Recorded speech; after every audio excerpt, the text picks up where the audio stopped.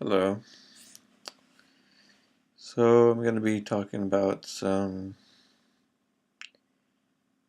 points about how I rely on process, how I turn to process when I'm not sure about something or I don't know what to do or just something really scares me. And I'm also just going to say that I'm in Rhode Island now. So I'm in my new room, new space.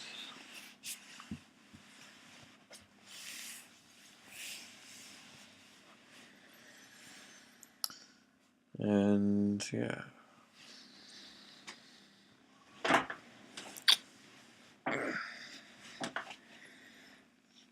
So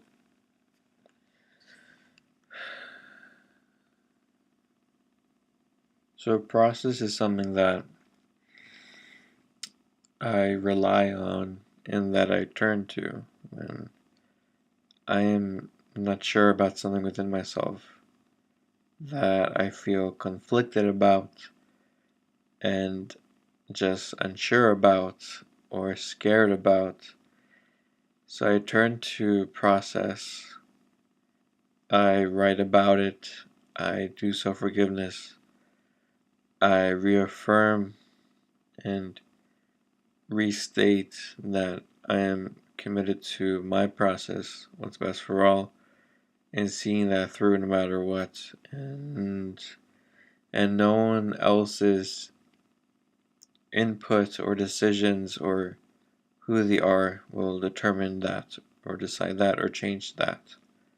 I decide that for me, for what I live. That is always under my power, my jurisdiction, my control, my say, my responsibility. No one can ever take that away from me. And that is something very important to understand and to live. And to live in your life for you. That no matter what happens, no matter what changes in your world, no matter how things may change or how things might become, whether it's something grand like the world or something small like your personal life, in any way, in work, in career, in families, in moving, like how I'm doing now, like relationships, like people, like difficult things or hard things or sad things, that you always have process, that you always can return to that point of you know that you stand, take responsibility for yourself, for your thoughts, your words, your actions, for your mind, for what goes on within you. For those who don't fully understand process, everything is related to process because it is through you that everything occurs or is decided in your life about who you are, your sense of yourself, your presence of yourself, how you hold yourself, how you live with yourself or live with others. It's that point where you can like close your eyes and just, this is me, this is myself, this is my direction, this is my decision, this is what I stand for. I'm clear on this and this.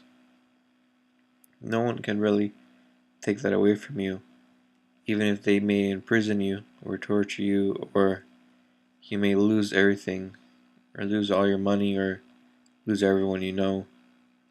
You always have yourself. Even with death, you still have yourself. So you always have that. And that's something that I have turned to time and again when I'm just in a difficult spot or scary situation or just feeling not sitting right within me. And there are very interesting and very deep and rooted in history, in my historical timeline, in my past points of the mind, that they are complex, they are deep, they are ingrained in the physical flesh, in me as a memory, and resolving that is my utmost priority. I can do that. I can do that always. And it doesn't require anyone else's permission. I do it. And then I do it, and then it's done, and then I move on to the next point, and so on and so forth. And that really is the best way to live. And that is something that I am happy about and proud about me, what I do.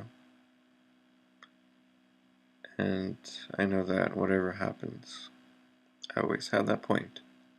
And I create it. I do it. No one has ever forced me, ever, to do that. I wanted to do it. I know I had to do it. And I know it's something that's good, it's best for all. It is a gift for everyone.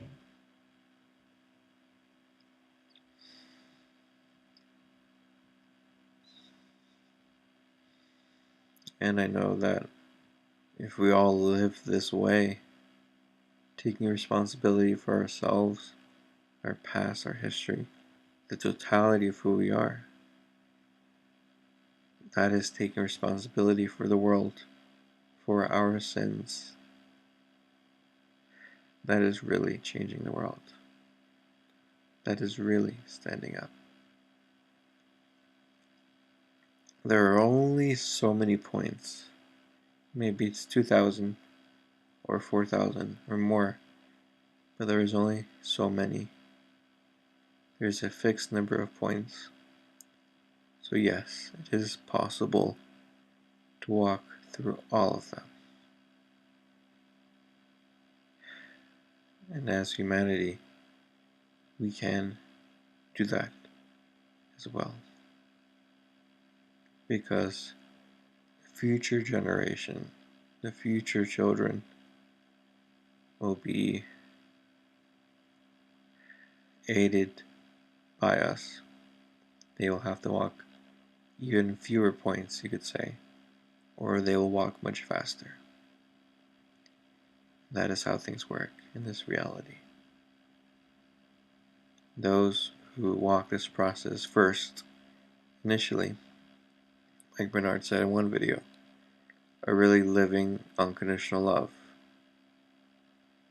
because we aren't expecting anything in return, and we give unconditionally, and it is giving up this one life that could have been devoted to all the other pursuits that other people pursue. A happy life that is only for self-interest. No time spent on self, no time spent in process, no point. Only time spent in pure entertainment, pure dreams, pure desires, with nothing really invested within self in taking responsibility for this world. That's what the majority of people are doing. So we are giving up that life path, those who are doing this. We are committed to change, to ourselves, stopping the mind, and really living words.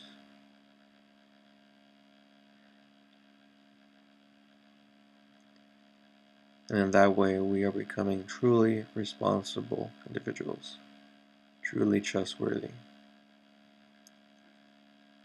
truly reliable leaders about how to be, how to do, and what to expect when walking this process for yourself for the first time.